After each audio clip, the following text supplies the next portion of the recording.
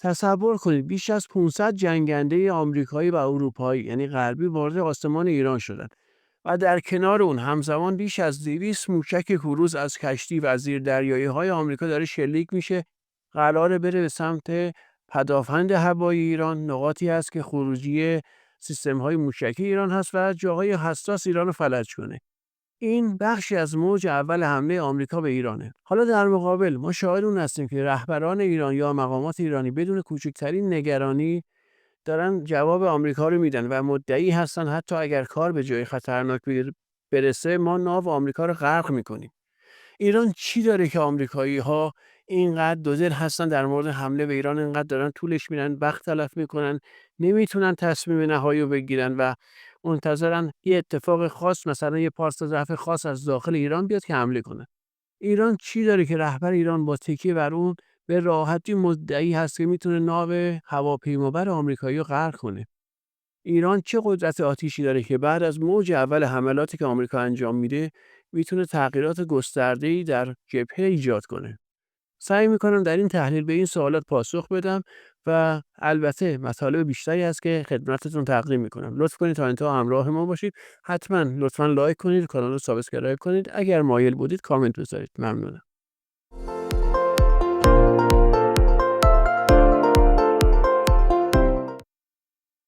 به نام خدا. سلام، عرض ادب و احترام دارم خدمت شما دوستان عزیز، همراهان گرامی کانال شهر خورشید. میلاد رضایی هستم و با یک تحلیل دیگه در خدمت شما عزیزان هستیم. تحلیلی با جنس متفاوت نسبت به اتفاقاتی که در حمله احتمالی آمریکا به ایران قرار رخ بده. بیش از 2 ماه هست که در مورد جمع‌آوری جنگ افزار و تسلیحات گسترده آمریکایی در منطقه دارم هشدار میدم، در کانال تلگرام، در تحلیل‌ها و جاهای دیگه، به نحوی که خیلی‌ها متهم کردن منو که تو ترسیدی یا نه، داری فریب بازی روانی رسانه‌ای دشمن می‌خوری، حمله‌ای در کار نیست و هزار تا توجیه دیگه که آقا چرا تو این حرفا رو داری میزنی؟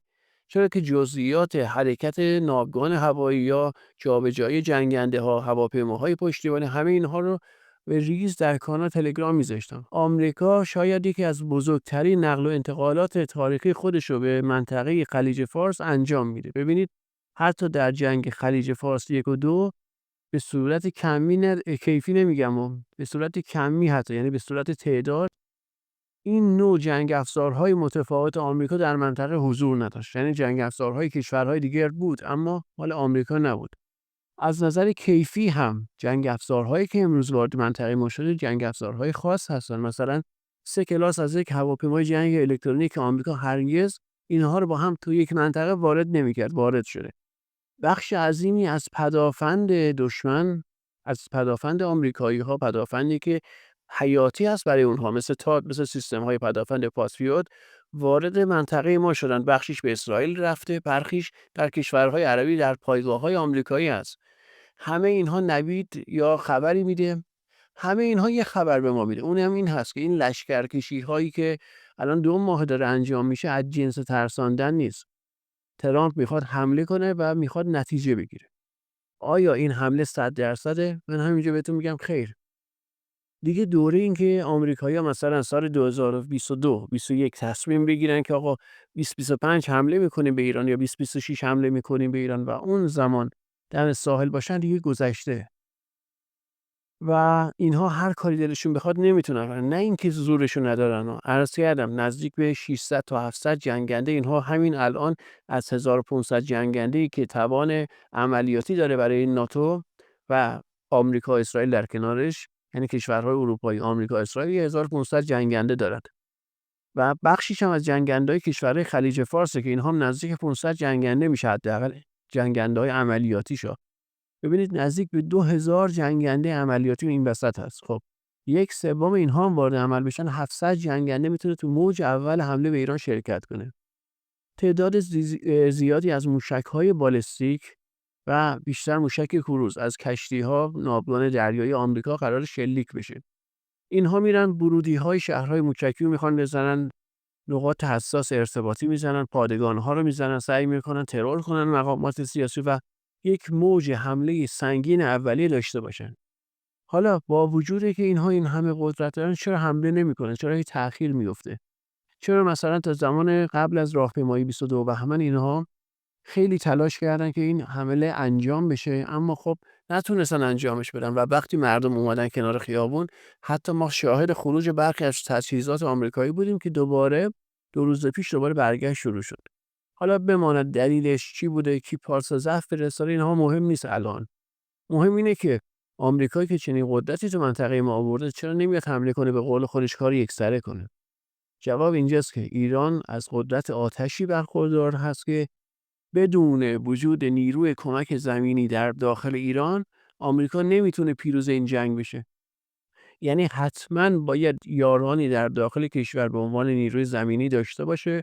خودش که نمیتونه نیروی زمینی بیاره که، خب باید حتما یه عده رو داشته باشه، مثل این تروریست ها و تجزیه طلب‌هایی که وارد کشور شده بودن، اعتصاب مردم و اعتراض مردم رو با آشوب کشیدن. اینها میتونن بخشی از اون باشن. خب قطعاً بخشی هم میخوان از خود مردم عادی، اونهایی که حالا ناراحتن، عصبانی هستن، عضوگیری کنن، بکشن به این سمت دیگه. یعنی این اعتراضات پنجشنبه جمعه که به اغتشاش کشیده شد یه تمرین بود. تمرینی بود که آقا لیدرهایی که حالا تو فیلم ها هست، یه طرف اسرائیلی صحبت میکنه، عبری صحبت میکنه، لیدرهایی که حتی ایرانی هم نیستن یا به صورت ایرانی هایی هستن که دو تابعیتی هستن، اینها بیان جمعیت رو هدایت کنن به سمتی. ببینید مثلا در مشهد اینها اومدن یک کلانتری رو بگیرن، در کنارش یک مرکز اورژانس آتش نشانی بود. ریختن اونجا، مرکز اورژانس رو گرفتن، یک بنده خدایی رو اونجا شهید کردن، آتش زدن. چرا؟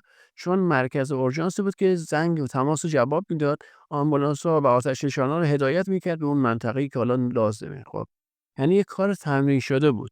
می‌خواستن خیلی کارها رو انجام بدن، شبیه اون چیزی که رهبری بارها جدیداً گفته کودتا یا شبه کودتا بوده، که حتما کودتا بوده.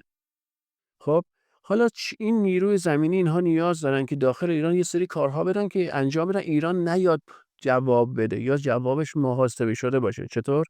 یه سری مقامات رو ترور کنن، یه سری مقامات سیاسی غرب زده رو سعی کنن بیارن سر کار، اونها پاسخ ایران رو محدود کنن. خب ایران برای بخش دومش یه سری کارها کرده، مثلا دستور داده به یگانهای مختلف که اگر جنگ شد و ارتباط شما با من قطع شد با مرکز فرماندهی، شما این اهداف رو در مرحله اول، این اهداف رو مرحله دوم و الی آخر اینها رو بزن خودت به صورت خود اختیار، به صورت خود اختیار یا به آتش به اختیار داری و میتونی اینو هدف قرار بدی. خب این مرحله اون قطع ارتباط و ترور رو حذف میکنه. چی داره که ایران اینقدر نگرانن؟ ببینید ابزارهای ایران برای طولانی کردن جنگ زیاده، خیلی هم زیاده. از موشک‌های مختلف، راکت‌ها، جنگنده‌هایی که الان وارد شده، پهپادها انواع اقسام و قدرت اصلی که همون موشکی است، در کنار بخشی از قدرت دریایی ایران که حالا مثلا بستن تنگه هرمز و مین‌ریزی در دریای عمان، چیزایی مثل این. چون ایران دیدید دیگه تو رزمایش با موشک مین‌ریزی می‌کرد، یعنی مین وارد دریا می‌کرد تو منطقه‌ای که می‌خواست و بدون که اصلا نیروی انسانی بره اونجا مین‌ها رو قرار میداد، مین‌هایی که نسل جدید هستن. در کنارش ما می‌بینیم چین جدیدترین دستگاه‌های اطلاعاتی خودش رو یک کشتی اطلاعاتی براش آورده اونجا که تاپ تکنولوژی چینه. روسیه داره بستن تنگه هرمز رو با ایران تمرین میکنه توی رزمایشی که هست. چینی‌ها قبلا گفتن نیستیم، اما الان جدید اعلام کردن وارد این رزمایش دوم هم میشیم. یه رزمایش اول بوده که رزمایش همون چین و روسیه و ایران بوده، در واقع یک نوع رزمایش بریکسی است که از سال 2019 اجرا میشد. رزمایش دوم روسیه و ایران نیروی دریایی سپاه احتمالاً برای بستن تنگه هرمز اقدام کردن که موفقیت آمیز بود. یعنی شما کشتی‌ها رو می‌دیدی که صف بستن، اعلام هم نشد. خب این بخشی از سلاح‌های متعارف ایران. یه سری تسلیحات ایران داره که اینها قدرت آتشی بسیار سنگینی دارن و 99% اونها رو حتی ایران نشون نداده. نه که نمیخواست، یعنی فرصتش پیش نیومده. ببینید حتی اگر نشون میداد اون چیز دیده نمیشه، یعنی شاید هم نشون داده باشه مردم متوجه نشده باشن. چرا؟ چون شما ببینید وقتی شاهد در ایران رونمایی شد خیلی‌ها مسخره می‌کردن. این آب گرم کنه موتورگازی چیه شما ساختید؟ اینا به درد نمیخوره. امروز شاهد، پهپاد شاهد ایرانی یکی از معروف‌ترین پهپادهای دنیاست که اکثر کشورها از اون کپی زدن، خصوصا آمریکا. یعنی اصلا تعارف گذاشته کنار، رفته از روش کپی زده. آمریکایی که با ما کلکل داره تو جای مختلف، ابرقدرته، اومده کپی زده و با افتخارم گفته شاهد ایرانیم از روز زده. چرا؟ چون زمانی که این پهپاد وارد جنگ اوکراین شد، جای خودش رو باز کرد، نشون داد که ارزش این پهپاد چیه. نشون داد که این پهپاد یک ارزش پایه‌ای داره در جنگ، میتونه سرنوشت جنگ رو تغییر بده. این پهپادی که میگفتن فتوشاپ و به درد نمیخوره و نمیدونم موتور گازی، یه دفعه اینجا خودش رو نشون داد. چی شد؟ تو جنگ خودش رو نشون داد. بقیه ساخته‌های نظامی ما، خصوصا اونهایی که اختصاصی از ایران خودش ساخته، از کسی کمک نگرفته یا کپی نکرده، اینها در هیچ جنگی نشون داده نشدن، استفاده نشدن. تازه برای اولین بار اگر آمریکا این خریت کنه به ایران حمله کنه استفاده قراره بشه. ببینید رهبر مملکت وقتی میاد صحبت میکنه میگه این کارو میکنم، حتما انجام میده. یادتون هست میگفت تل‌آبیب و حیفا رو با خاک یکسان میکنم. در عملیات وعده صادق 1 و 2 خیلی‌ها ایراد میگرفتن که آقا شما چرا رجز الکی خوندی وقتی نمیتونی این کارو کنی. کی مشخص شد ایران میتونه انجام بده؟ در عملیات در جنگ 12 روزه تحمیلی ایران اومد پاسخ داد، خوبم داد. دیدید که تازه عکساش داره میاد بیرون که چندین بلوک یک خیابون با هم با یه موشک نابود شده. اینجا موشک ایرانی خودش رو نشون داد. خب در بخش زمینی قطعاً در بخش دریایی هم اگر اتفاقی بیفته شما شاهکارهایی خواهید دید که تعجب میکنید. یادتون نره اولویت ایران غرق ناو نیست. اصلا هیچ آدم عاقل این کار نمیکنه. چرا؟ چون یک شوک بزرگی به اون دستگاه نظامی غرب میده، خصوصا آمریکایی‌ها میده. اینها میتونن ازش به عنوان یک قضیه احساسی مثل پرل هاربر، حمله که ژاپن به آمریکا کرد، استفاده کنن. این 11 سپتامبر دیگه از توش در بیارن که بخوان حالا جنگو گسترش بدن. اما اگر شما کاری کنی که این عرشه ناو از کار بیفته، سوراخ بشه، نیاز به تعمیر داشته باشه، نتونه جابجا بشه، از همه مهمتر و غرق هم نشده باشه، مثل دونه داغ اونجا باشه، شما یک کار اساسی کردی، آبروی طرفو داری میبری. تموم. شما شاید نابو غرق کنی، بگن آقا شانسی بوده خودش انفجار شده، 1000 تا بهانه بیارن. اما اگر یه نابو بزنی از کار بندازیش که نتونه تکون بخوره به راحتی، 4-5 هزار تا آدم اونجا علاف شده باشن، نتونن جنگنده بلند کنن و کشتی‌های دیگه باید برن اینو اسکورت کنن، کوله کنن، این ور اون ور ببرن، آبرویی برای طرف نمیمونه. پس چرا رهبر ایران گفت غرقش میکنیم؟ این برای زمانی هست که جنگو ببرن به سمت موقعیت‌های حیثیتی، یعنی جنگ‌های موجودیتی. بخواد زیرساخت شما رو بزنه، شما اگر جنگ با اسرائیل بود می‌رفتی زیرساختشو می‌زدی. خب می‌کشید کنار دیگه، دیگه. اومد پالایشگاه ما رو بزنه، پالایشگاهش رو زدیم، لال شد. توی جنگی که احتمالاً با آمریکا داری، زیرساخت‌های آمریکا که تو منطقه نیست، یا باید از زیرساخت‌های کشورهای عربی بزنی که عملاً اینها وقتی این کارو می‌کنی باید دیگه تا سرش بری جلو، نمیتونی بزنی بکشی عقب. پایگاه نظامی نیست دیگه. باید یه جوری بزنی که بعدش اینا دیگه کامل تسلیم موجودیتی، تسلیم تمدنی شما بشن. دیگه نخوان مثلا بگن انتقام میگیریم فلان میکنه، اصلا حرفی نباشه، بس بزن تموم بشه.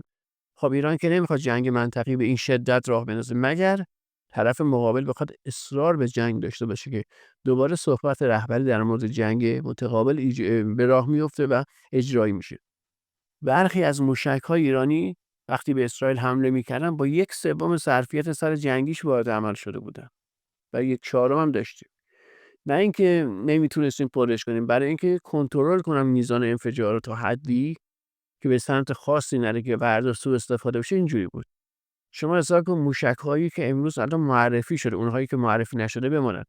موشک‌هایی که هایپرسونیک هستن، اینها وقتی شیرجه میزنن هیچ پدافندی نمیتونه اینو خنثی کنه مگر به صورت اتفاقی.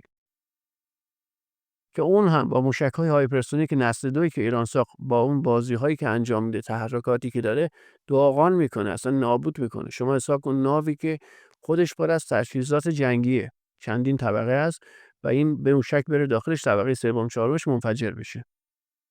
و چه بهتر که غرق نشه، چون این موقع شما میبینید یک بوی آتش فلزی توی آب هست داره حرکت میکنه. آیا آمریکایی‌ها اینو نمیدونن؟ چرا؟ چرا اصرار به جنگ دارن؟ اول اصرارشون مثل قبل نیست، دلیلش هم اینه که فهمیدن ایران داره بازیشو فراتر از محاسباتشون انجام میده. دوم چون راه چاره ای نداره. طرف این همه تجهیزات برای قشنگی نیاورده تو منطقه ما. میدونست باید امتیاز بگیره، یا تو مذاکره یا تو جنگ. تو مذاکره خب امتیازی که میخواد ایران بهش نمیده. چرا؟ چون امتیاز حیثیتی میخواد. میگه یا موشکی بده، هسته‌ای تو بده، منطقه‌ای هم بده. یعنی چی؟ یعنی فردا دوباره میام سراغت، اما هیچ قدرتی دیگه نداری مثل امروز. امروز ایران اعلام کرد آقا حمله کنی منطقه رو آتیش میکشن و میکشه، تعارف نداره. حرف رهبر ایران دروغ نبود. گفت من تل‌آبیب و حیفا رو میزنم. توی عملیات 12 روز موقعیتش پیش اومد، زد. دیدید که ناو غرق میکنم، شاید 2 بار 3 بار اول این ور اون ورش بزنن یا اخطار بدن رو ارشش بزنن و پر از اون مواد منفجره شدید الانفجار نباشه که آمریکایی‌ها میدونن منظور من چیه. دفعه 4 و 5 اگر سطح خشونت و کشتار حمله آمریکایی‌ها در ایران بالا بره، قطعا ناو هم زده میشه. دلیلی که ناوهاشون از سواحل ما خیلی دوره به خاطر همینه. 1500 کیلومتر تا 2000 کیلومتری هست.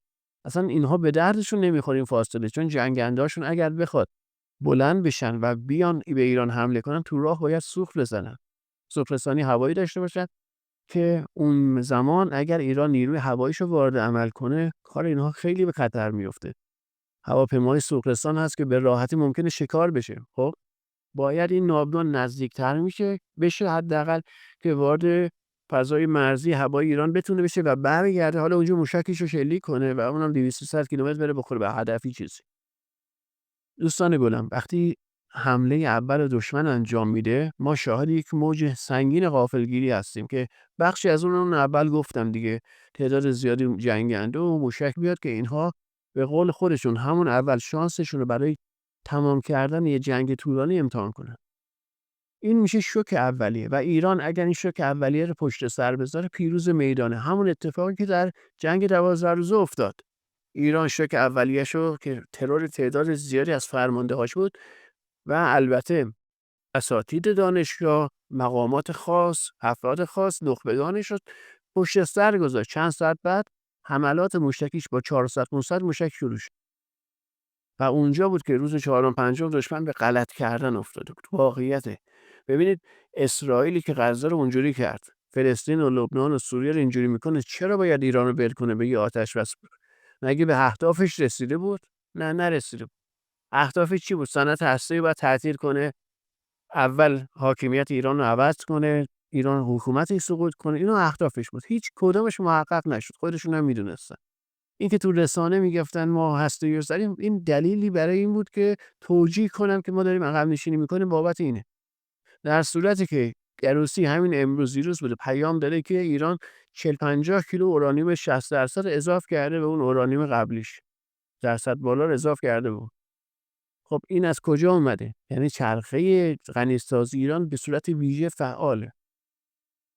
من دیدم خیلی از دوستان میگن آقا ما نگرانیم، یا برخی میگن آقا نگی تعداد جنگنده چی بوده، شما تو بازی جنگ روانی هستید. بله، ببینید کسی که به صورت عادی بیاد این حرفا رو بزنه ممکنه در جنگ روانی بازی خورده باشه، اما ما کار تخصصی داریم انجام میدیم تو کانال تلگرامی. اعدادی که میذاریم، اون پیام هایی که کار میشه، اخبار، تحلیل ها همه تخصصیه. اصلا اینها نباشه الکی دارم وقت شما رو میگیریم ما. پس حتما عضو بشید. اونجا بیاین اخبار خاص رو من میذارم. به این دلیل نیست که ما نگرانیم یا ترسیم. اتفاقا در یک تحلیلی من حالا به شما ثابت میکنم اگر جنگی هم بخواد بشه که من الان خودم شخصا عقیده دارم احتمالش پایین اومده نسبت به قبل از 22 بهمن، خیلی کمتر شده. و آمریکایی‌ها موندن چیکار کنن. یه طرف فشار سنگین برای حمله به ایران دارن، از یه طرف هم میگن اگر حمله کنیم یک ناو این بلا سرش بیاد، یه حیثیت واسمون نمیمونه. ناو آمریکایی ستون فقرات ارتش آمریکاست، وگرنه از اون ور که نمیتونه جنگنده بلند کنه بیاره یه جای دنیا رو بزنه که. و یه ناو زده بشه مثل اون پایگاه و اردوگاه‌های آمریکایی بود که حالا یکیش مثلا عین الاسد بود. پایگاه آمریکایی ما زدیم و بعد تازه شد فتح بابی. از اون به بعدش هر کسی از محور مقاومت حوصله‌اش سر میرفت یا میخواد سربازی حمله کنه، پایگاه اینا رو میزد. فتح باب ایران انجام داد. و مطمئن باشید اگر ایران به سمت زدن ناو بره، یمن وارد میشه، حزب الله عراق هشت شعبی عراق وارد میشه، حزب الله لبنان ممکنه وارد بشه، بازی اصلا کلا تغییر میکنه. خب پس چرا آمریکایی‌ها دارن چنین قماری میکنن؟ دلیلش این که مجبورن. ببینید اینها اگر عقب نشینی کنن، الان از سوریه گفتن مجبوریم خارج بشیم، چون دولت جولانی همون دستشونده‌ش هست. عراق هم که دارن خارج میشن میمونه که جنوب ایران، یعنی کشورهای عربی خلیج فارس یا عربستان و البته ترکیه که حالا اون فرق میکنه. خب این جنوب ایران اگر نتونه با ایران وارد درگیری بشه، عملاً پالسی که به این کشورهای عربی میگه که این رو من حساب نکنید. من اینجوری که کاری با ایران نمیتونم داشته باشم. و اینها احمق نیستن که گاو شیرده آمریکا بمونن، که یا میرن سراغ چین و روسیه یا میرن سراغ ایران، که قطعاً نمیشه بگیم 100%، ولی به احتمال زیاد برمیگردن سمت ایران، به شرطی که از داخل ایران پالس ضعف فرستاده نشه. این مزخرفاتی که به اسم مذاکره هست که دوباره رهبری تو سری آخر صحبتاش که واقعا اصلا مذاکره معنی نداره، نکنید. این مذاکره که اینا دارن انجام میدن، پالس ضعف داری به دشمن میفرستی، هیچ چیزی جز این نیست. دشمنی که تو مذاکره قبلی پارسال همین چند ماه بعد مثلا به شما حمله میکنه، یعنی 9 ماه هنوز نشده انگار ازش بگذره، تو مذاکره وسط مذاکره به شما حمله کرد، چرا باید دوباره بری مذاکره کنی باشه؟ اونم وقتی که نیروی نظامیشو با این حجم و سطح آورده تو منطقه شما. اگه نیروش نبود میگفت آقا ما از زاویه قدرت دارم مذاکره میکنم. اما وقتی نیروش هست یعنی ترسیدی، اون این برداشت میکنه و حمله میکنه. در صورتی که رفتار درست تو میتونست جلوی این حمله رو بگیری. اون آقایونی که عشق مذاکره دارن، حالا اون وزیر خارجه بنده خدا وظیفه‌ش اینه، بقیه که اینجوری نیست که. دفعه قبلی اینو گفتم، یه هفته پیش گفتم این وظیفه‌ش اینه، نمیشه بهش خورده گرفت. اونی که اینو میندازه جلو تو برو حتما من تاکید میکنم مذاکره مفیده، بعد یه جوابگوی خون مردم باشه. اما برگردیم سر بحث اصلیمون. سلاح‌های ایران داره که به راحتی میتونه تنگی هرمز رو ببنده، به راحتی میتونه ناوگان آمریکایی رو در دراز مدت هدف قرار بده. یعنی چی؟ یعنی شوک اولیه شما در نظر بگیرید در بدترین حالت. ورودی‌های و خروجی‌های شهر موشکی زده شده. آسمان ایران از دستش رفته، در بدترین حالت میگن. ایران به یک جنگ استهلاکی وارد میشه، یعنی آسمان نداره، باید بیاد زمانهای موشک شلیک کنه، باعث جواب بده مثل همون چیزی که اوایل با 12 روزه جنگ 12 روزه بود همونجوری، و بعد یواش یواش ورق رو برگردونه. خب تو این شرایط در بدترین حالت هم ایران بعد از یک مدتی شروع میکنه شلیک موشک‌های خاص به ناوگان دریایی آمریکا، و اینها مثلا چند تاشو میخوان جلوشو بگیرن، نمیتونن. غیر از پادگان‌ها، پایگاهایی که اطراف ما هست، به راحتی میتونیم نیروی زمینی اونجا پیاده کنیم، با کشتی، با قایق تندرو، با بالگرد، هلیبرد اطرافش نیرو زمینی پیاده کنیم. قبلش کافیه اون پایگاه رو شروع کنیم زیر موشک قرار بدیم، موشک‌هایی که 200 کیلومتر بیشتر هم لازم نیست برد باشه، 300 کیلومتر بس اونه. یعنی شما اگه موشک میان بردت هم استفاده کنی، از وسط ایران میتونی کشورها و پایگاهاشون رو بزنی در منطقه خلیج فارس. اونجاست که دشمن به غلط کردن میفته. تمام امید آمریکا اینه که یک جریانی در داخل ایران که رهبری اشاره کردن، کودتا، و قبل‌ترش من بارها در مورد صحبت کردیم، از حتی بعد از جنگ 12 روزه گفتیم یک کودتا مانندی داره توی این بخش راه میفته، و توی اتفاقات اخیرم تاکید کردم که کودتا هست. یادتون هست تو این شرایط آمریکا منتظره که اون افرادی که روش حساب باز کرده داخل کشور ایران رو محاسبه پذیر کنه. ضمن اینکه یه سری چیزها هست، تسلیحاتی هست که اینها قدرت انفجاری بسیار بالاتری از حالت معمول داره. خب اینها لازم نیست به صورت نقطه‌ای برخورد کنن، یعنی یک موشک با کلاهک جنگی مستقیم می‌خوره وسط ناو، بلکه یعنی لازم نیست یک موشک با کلاهک جنگی یک پارچه مستقیم بخوره سر ناو، تو مثلا وسط ناو، بلکه به صورت بارشی اینها اگه شروع کنن سطح ناو کلا از بین میبرن، نه پروازی میتونه داشته باشه نه پروازی بشینه.